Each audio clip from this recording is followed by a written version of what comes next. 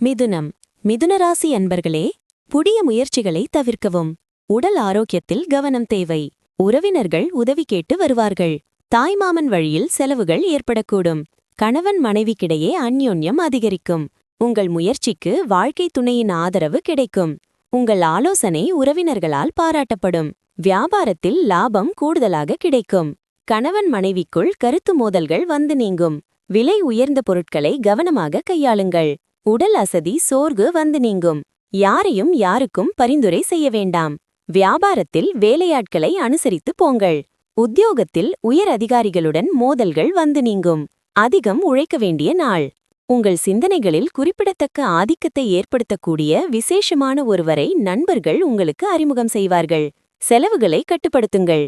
இன்றைய செலவில் ஊதாரித்தனம் செய்யாதிருக்க முயற்சி செய்யுங்கள்.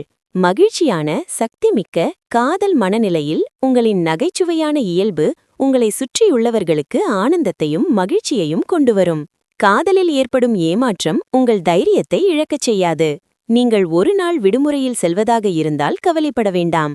நீங்கள் இல்லாத நேரத்திலும் வேலைகள் ஸ்மூத்தாக நடக்கும்.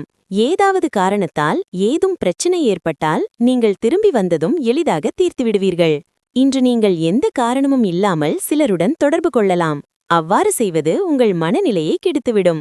அதேபோல் இது உங்கள் பொன்னான நேரத்தையும் வீணடிக்கும். உங்கள் துணை கொடுக்கும் மன அழுத்தத்தால் இன்று உங்கள் உடல் நலம் பாதிக்கக்கூடும்.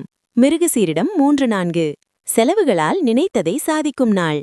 வியாபாரத்தில் எதிர்பார்ப்பு பூர்த்தியாகும். வெளியூர் புறப்படும் முன் திட்டமிட்டு செயல்படவும். திருவாதிரை. உங்கள் செயலில் நீங்கள் எதிர்பார்த்த பலன் தள்ளிப்போகும். இன்று யாருக்கும் கடன் கொடுக்க வேண்டாம். புனர்பூசம் 1-2-3. உடல் நிலையில் சிறு பாதிப்பு தோன்றும். வியாபாரத்தில் போட்டியாளர்களால் சங்கடமுண்டாகும். வரவை விட செலவு அதிகரிக்கும்.